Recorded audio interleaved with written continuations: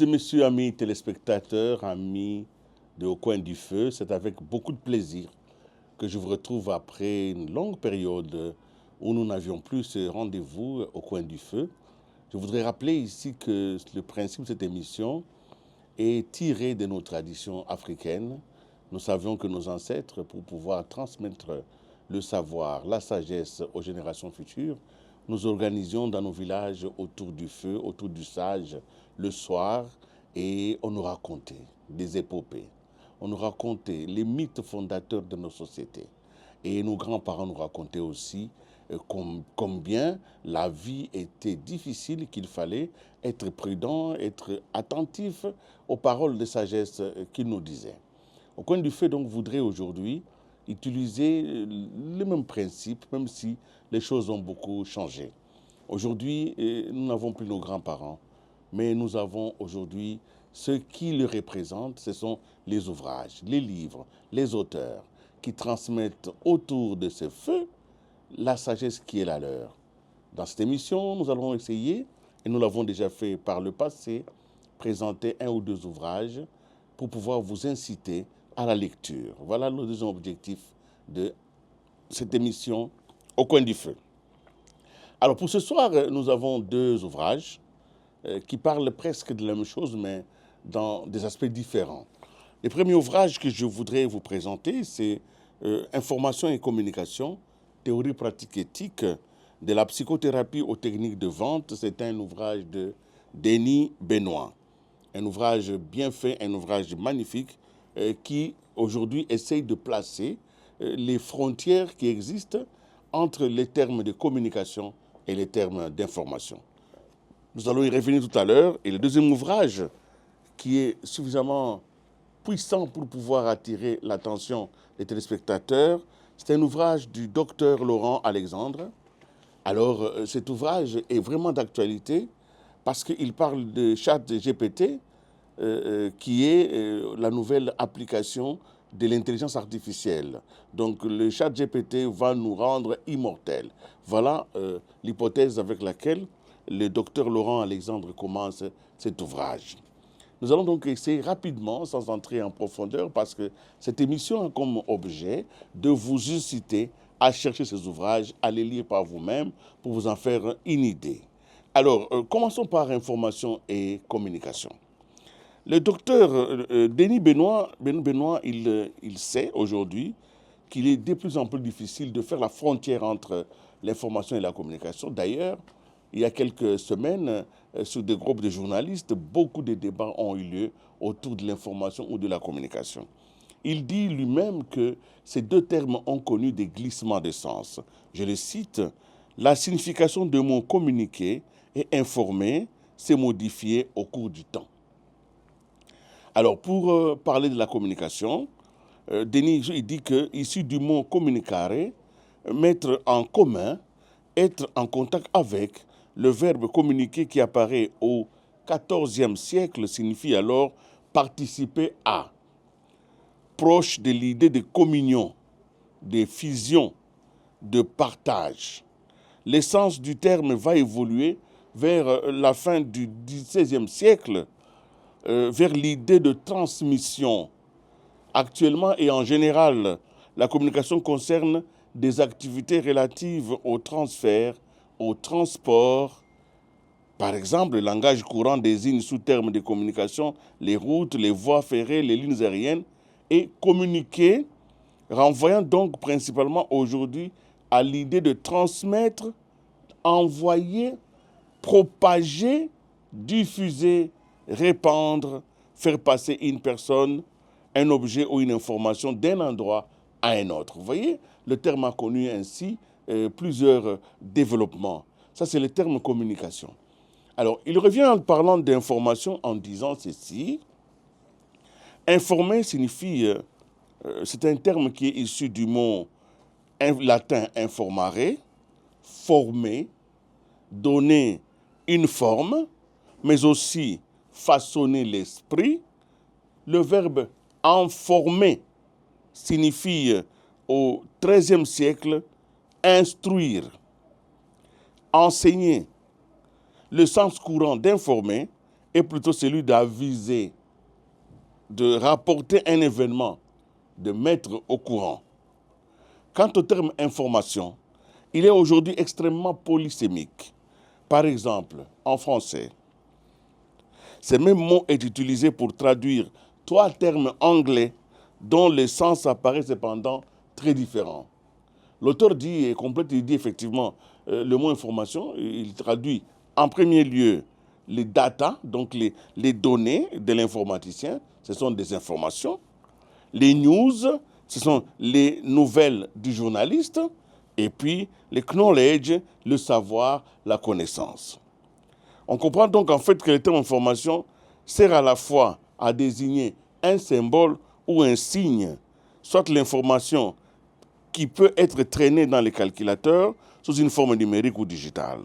Une quantité transportée, précisément misérable. La théorie mathématique de la communication mesure, par une formule invariable à base de logarithmes, la quantité d'informations des messages transmis, c'est-à-dire leur quantité d'originalité. Donc nous voyons déjà qu'il y a entre les deux termes ici des distinctions à faire, même si tous nous sommes dans le monde général de la communication. Alors, Denis Benoît continue et je serais bien content de vous en transmettre un peu un extrait. Et il dit maintenant comment distinguer l'information de la communication. Voilà une des questions qu'il pose à l'introduction de cet ouvrage, même si l'ouvrage lui-même a comme objectif un peu plus que la distinction entre les deux termes. Il dit, selon Robert Scarpit, un beau moyen d'éviter l'équivoque ou l'ambiguïté en matière d'information et de communication consisterait à employer le mot transport pour désigner les transferts de matière ou d'énergie et à réserver celui de communication au transfert d'entités nommées information.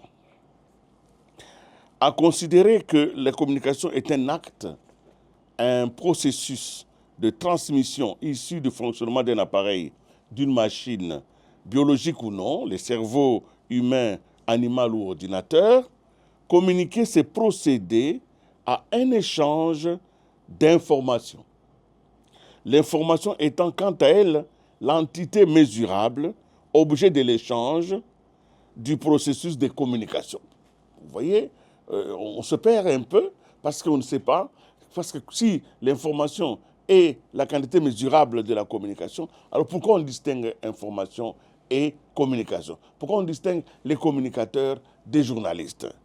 Alors, il dit aussi, précisons qu'aujourd'hui, dans le langage courant, la notion d'information renvoie plus spécifiquement à un ensemble de processus technologiques, des données techniques, des données factuelles, des données bibliographiques, dont l'appréhension se réalise principalement dans les champs des études scientifiques, à l'aide d'outils mathématiques informatiques, alors que la notion de communication concerne plutôt un ensemble de pratiques sociales ou interindividuelles. On comprend donc dans un tel contexte que l'information ne concernerait que la seule transmission de données vraies, objectives, quantifiables, alors que la communication servirait à mettre en relation des personnes, modifiant ainsi leur comportement mutuel. En toute première analyse, nous dit Denis Benoît, ces divers éléments permettent de définir, grosso modo, la communication de la manière suivante. Pour lui, en définitive, un lien établi entre deux ou plusieurs partenaires par l'intermédiaire d'un moyen quelconque de transmission et qui permet l'échange d'informations entre ses correspondants. Voilà ce qu'il appelle, lui, la communication. On peut donc comprendre que ces termes sont ambigus, mais lui, pourquoi est-ce qu'il a mis ces termes en premier lieu de cet ouvrage? C'est parce qu'il estime que aujourd'hui, nous sommes dans la psychothérapie de la technique de vente. Donc aujourd'hui, pour vendre, on étudie d'abord la psychologie, on étudie les comportements des êtres humains, on étudie par quels mécanismes ils se font informer, quels sont les éléments de communication qui leur sont propres. C'est à ce moment-là que l'on met en place des techniques aujourd'hui de vente, et ces livres est important parce qu'il va déblayer totalement l'ensemble des paramètres qui permettent à ce qu'une vente puisse réussir. Il appelle d'ailleurs ça la communication thérapeutique, hein, qui devient aujourd'hui la réalité du monde. Par exemple, il dit les spécialistes de l'influence, hein, donc les manipulateurs, les thérapeutes systématiques, bref, a pour objectif, la thérapeutique systématique a pour objectif de permettre les changements dans les comportements des patients. Vous voyez, même le mot patient est mis ici en exergue. Les clients, nous les consommateurs, nous qui sommes dans les maisons, nous sommes aujourd'hui l'objet d'une thérapeutique, qu'on appelle ça la thérapeutique systématique. Donc, on nous insère dans un processus, on nous traite comme des patients pour obtenir de nous un comportement commercial pour acheter.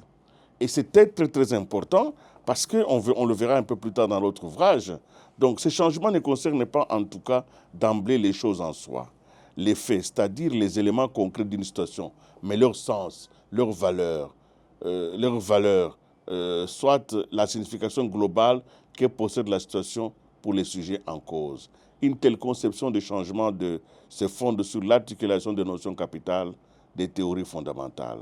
L'idée de la réalité, l'idée d'une image du monde, les théories d'apprentissage, les théories des types logiques et la théorie des hémisphères cérébraux.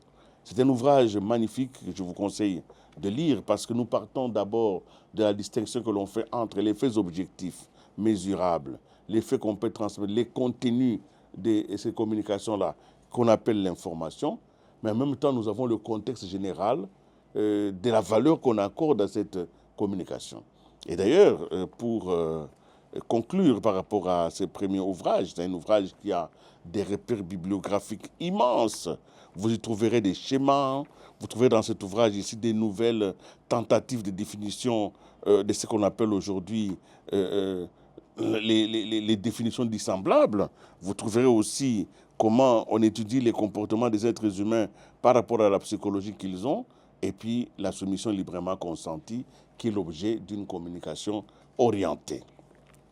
Voilà pour cet ouvrage. J'ai vraiment de la peine pour moi-même parce que cet ouvrage demande quand même un minimum de concentration, surtout qu'il y a beaucoup de notions qui sont utilisées. Mais c'est important pour les chercheurs, pour les étudiants, pour les différentes personnes qui travaillent dans la communication. Dany Benoît est professeur des universités. Il enseigne les sciences de l'information et de la communication depuis plus de 20 ans dans les nombreux cursus du premier au troisième cycle universitaire. C'est un homme dont les domaines d'enseignement et de recherche s'étendent sur des concepts, sur des théories, sur des modèles ou pratiques.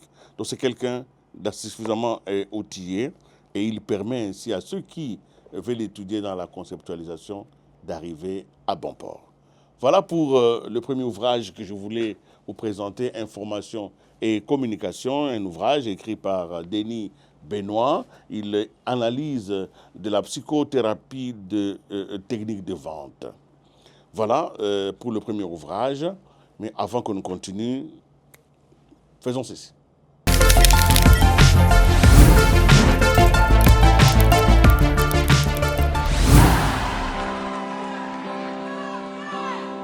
Puisque l'on regarde, puisqu'il n'est pas de montagne, au-delà des vents plus hautes que les marches de l'oubli,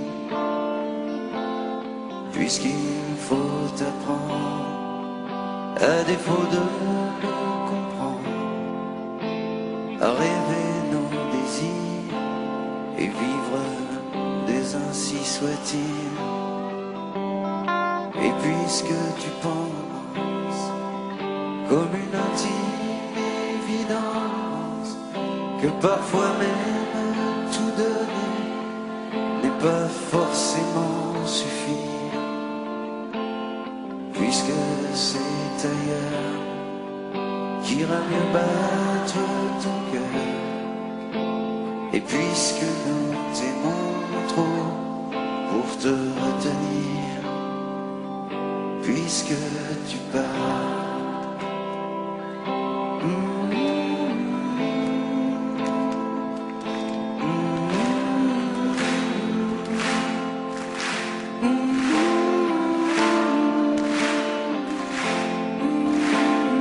Que les vents te mènent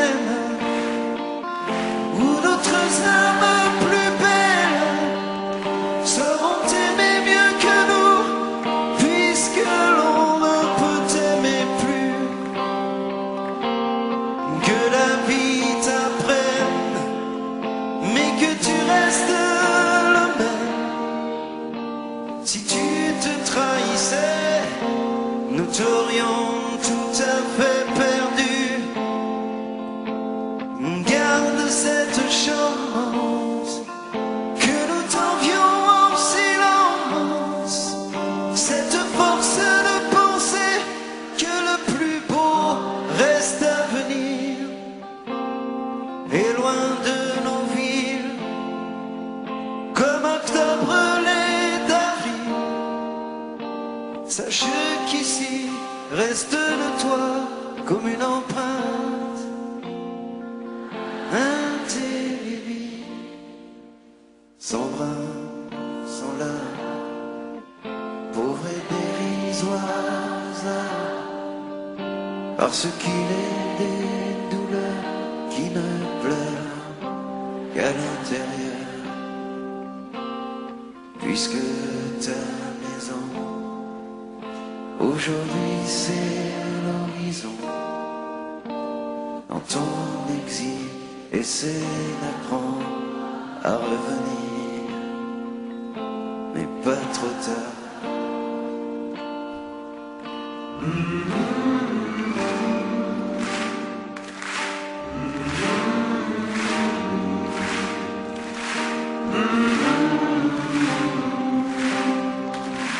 Dans ton histoire, garde en mémoire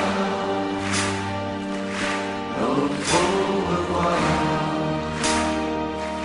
puisque tu pars dans ton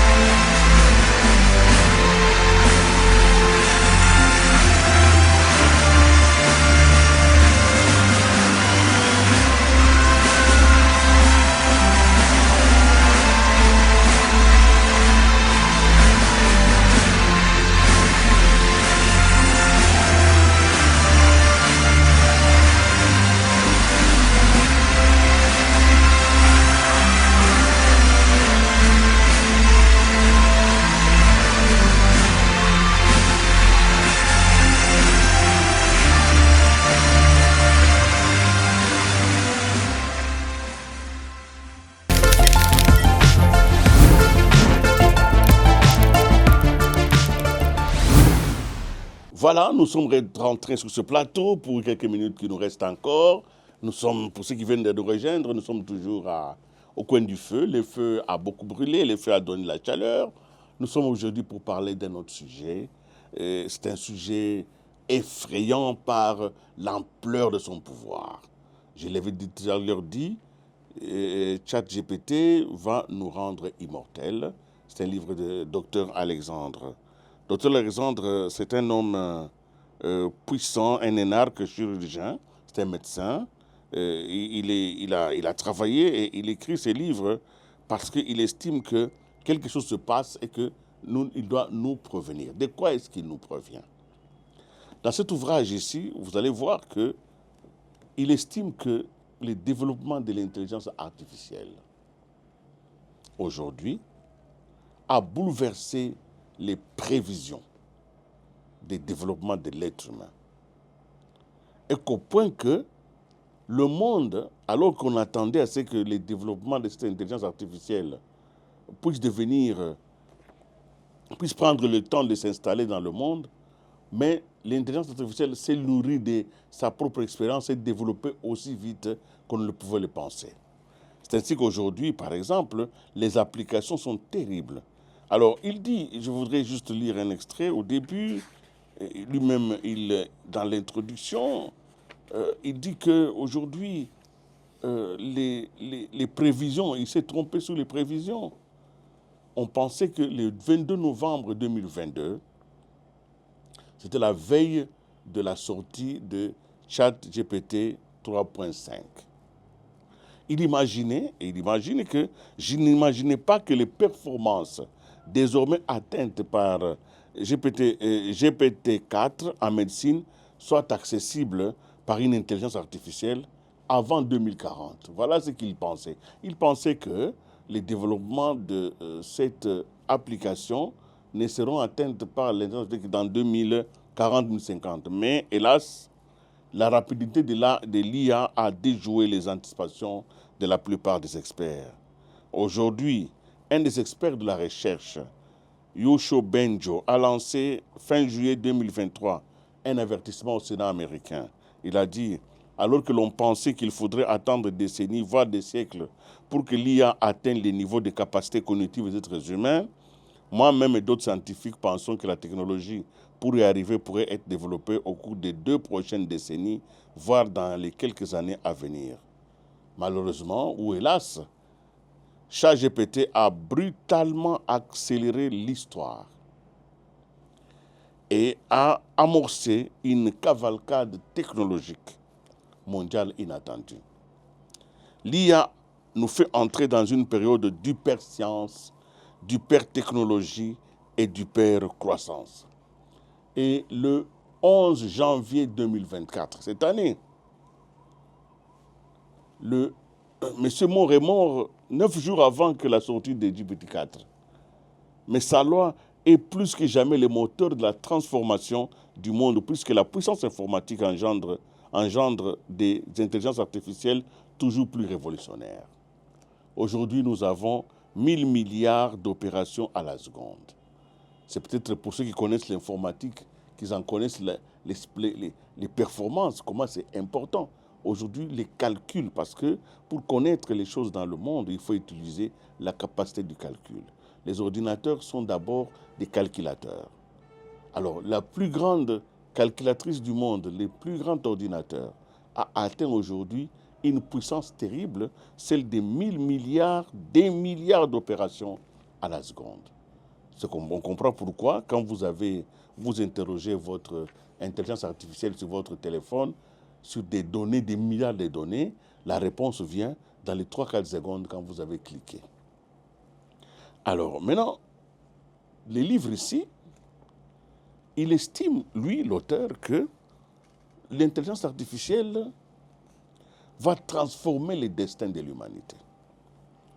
Il estime que le fondateur de ChatGPT, Sam Altman, parce que c'est lui, a pour objectif de fabriquer une intelligence artificielle supérieure à l'intelligence humaine.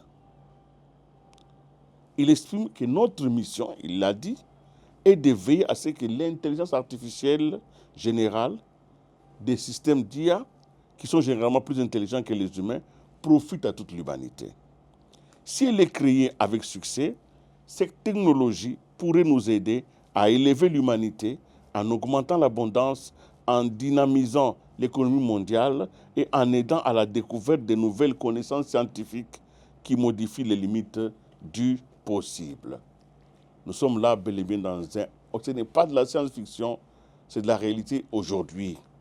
Aujourd'hui, pour pouvoir apprendre une chose, on n'a plus besoin d'aller très loin. Nous avons à portée de nos mains l'intelligence de l'univers qui se retrouve juste dans un clic. Et vous avez l'ensemble des connaissances disponibles sur le net que vous pouvez avoir dans votre téléphone à la seconde où vous leur demandez. Alors aujourd'hui, dans ce livre, l'auteur est en train d'examiner les modalités. Quelles sont les applications éventuelles?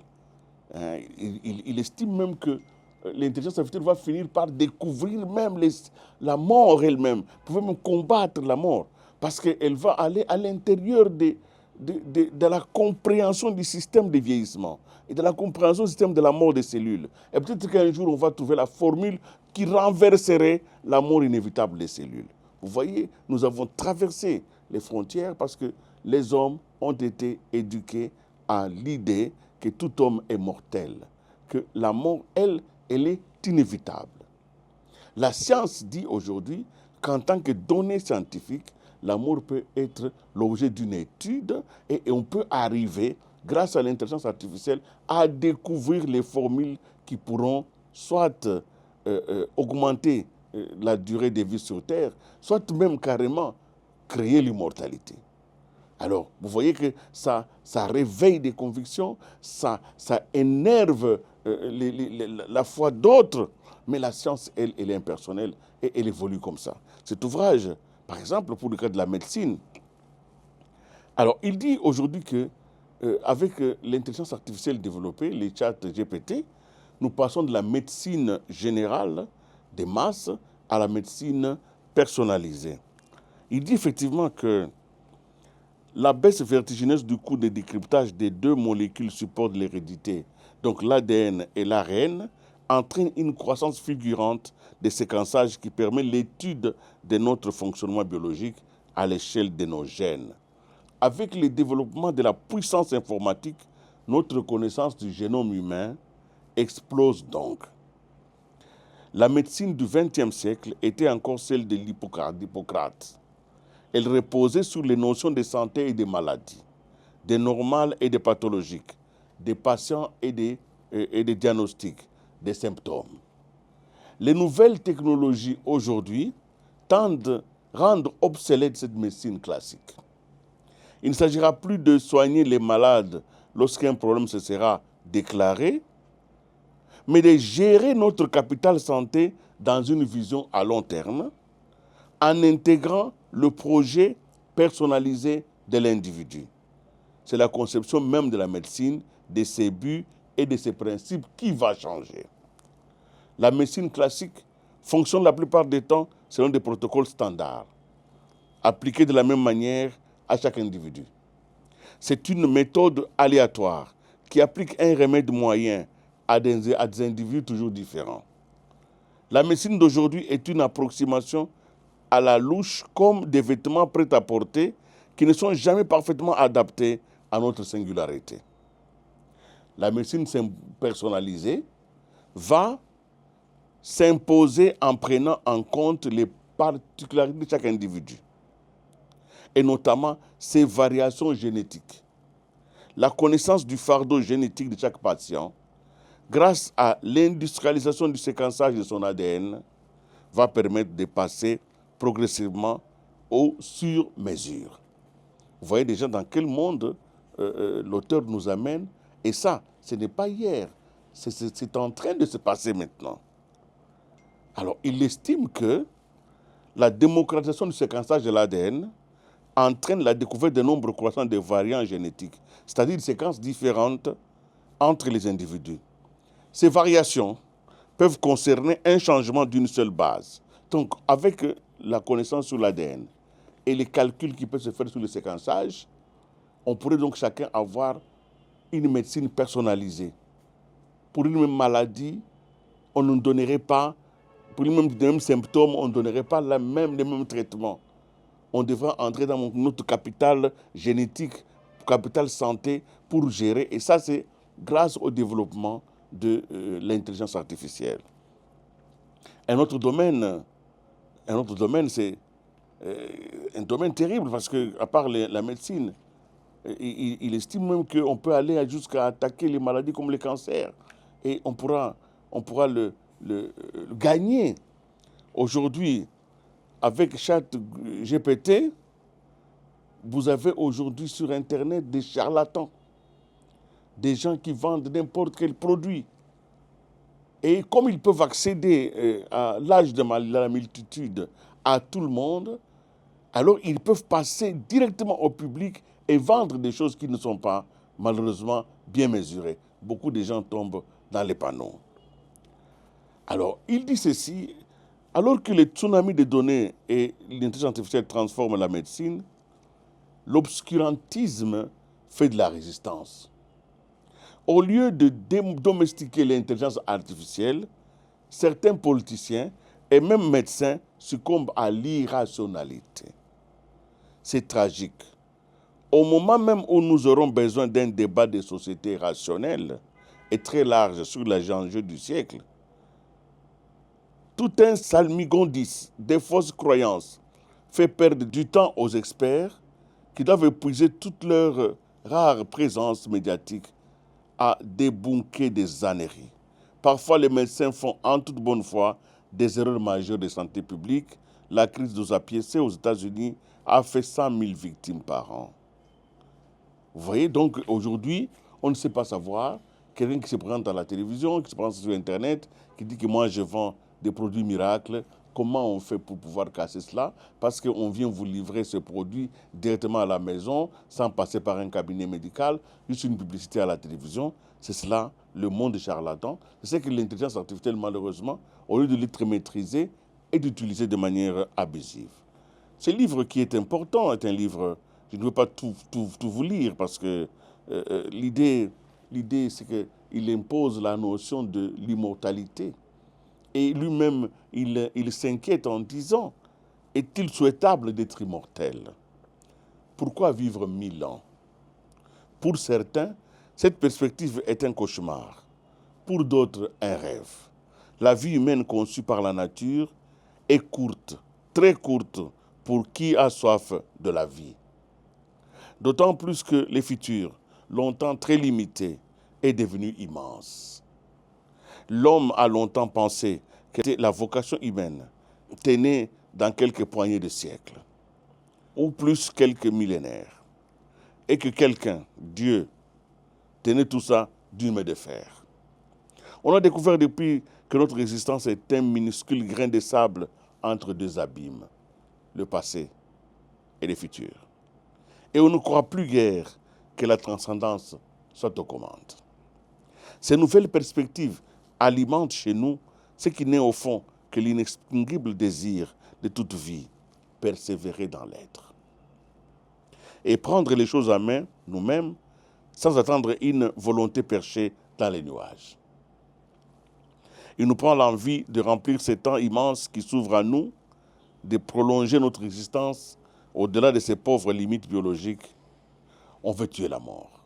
Voilà un peu ce que l'auteur dit dans l'effort qui est fait aujourd'hui par plusieurs scientifiques qui veulent aller prolonger, parce que les perspectives religieuses, les perspectives spirituelles même, les grandes révélations, la philosophie même qui gouverne la vie des êtres humains ne suffit plus à éteindre, comme on l'a dit tout à l'heure, les désirs inestigables de l'être de continuer à vivre. C'est comme ça qu'aujourd'hui, l'intelligence artificielle va essayer d'aller à l'intérieur de la survie de l'espèce humaine pour découvrir les secrets d'une certaine immortalité, en fait d'une prolongation de la vie.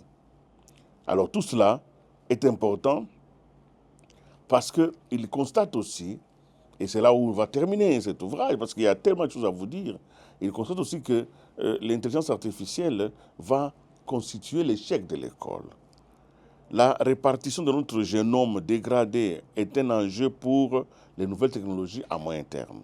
Mais à très court terme, les conséquences sociales à l'explosion de l'IA sont d'une menace patente dont témoignent les constructions de bunkers survivalistes par les milliardaires de l'intelligence artificielle. Il ne faudrait pas que, omnibulés par la crise écologique, nous oublions l'apocalypse sociale, bien plus grave, qui attend encore nos civilisations si elle ne traite pas sérieusement la question des inégalités cognitives. Dans une économie de la connaissance, l'intelligence est la clé de tous les pouvoirs. À cette aune, l'école est malheureusement une technologie très peu efficace. Elle est aujourd'hui incapable de diminuer les inégalités intellectuelles. Pire, les systèmes éducatifs précipitent les enfants vers les métiers les plus menacés par le développement de l'intelligence artificielle, ce qui nous promet bien des gilets jaunes, comme on dit en France. Bill Gates a déclaré « Les intelligences artificielles super intelligentes sont notre avenir ». Le capitalisme cognitif qui réunit l'intelligence artificielle, les neurosciences et la robotique bouleverse la structure économique. L'arrivée de ChatGPT va considérablement concurrencer les cerveaux humains formés par l'école. Les performances de l'intelligence artificielle sont exceptionnelles, même face aux meilleurs étudiants. Une étude publiée le 9 septembre 2023 dans le Wall Street Journal a comparé les étudiants du MBA de Wharton et GPT-14 dans la génération d'idées innovantes. GPT a écrasé les étudiants par 35 à 5. L'éducation aurait pu profiter des 10 dernières années pour se mettre en branle. Elle n'a pas bougé. Notre marginalisation est absolument inévitable, sauf si nous changeons d'école. Il faut 30 ans pour produire un physicien ou un neurologue en chair et en os. Quelques heures pour éduquer une intelligence artificielle. L'école humaine est un artisan aussi archaïque que la médecine de 1750, tandis que l'éducation des cerveaux du silicium menée par les géants du numérique est la plus puissante des industries. L'école de 2050 ne va plus gérer les savoirs, mais les cerveaux grâce aux technologies NBCI. La vision du monde futur de Yuval Harari dans Homo Deus est un cauchemar politique qu'il intitule de façon atroce « God and Useless », des dieux tout-puissants, maîtres des intelligences artificielles et des inutiles ne comprenant pas la nouvelle économie du savoir. Le faire mentir sera difficile. L'école va normalement décevoir. Il faut bien sûr tout faire pour empêcher la création d'une aristocratie de l'intelligence manipulant les inutiles du Harari. Mais au-delà de ces bons sentiments, la réalité est tragique. Il n'existe toujours aucune technologie éducative pour réduire significativement les inégalités intellectuelles. Le dédoublement des classes de CP en zone difficile, dite RP+, a permis de baisser la proportion d'élèves en très grande difficulté de 40 à 37% pour les Français et de 40 à 34% en mathématiques. On comprend donc que nous sommes dans un monde qui est en train de changer et que ce livre nous ouvre les défis d'aujourd'hui. L'intelligence artificielle va bouleverser parce que les étudiants aujourd'hui fonctionnent, nous sommes en train de former nos jeunes gens. Ils vont aller dans des métiers qui vont être demain, en tout cas, créés par et assumés par l'intelligence artificielle. Nous, à la télévision, ce n'est pas loin. Nous allons écrire des informations que nous allons présenter à des êtres artificiels pour les présenter à 20h.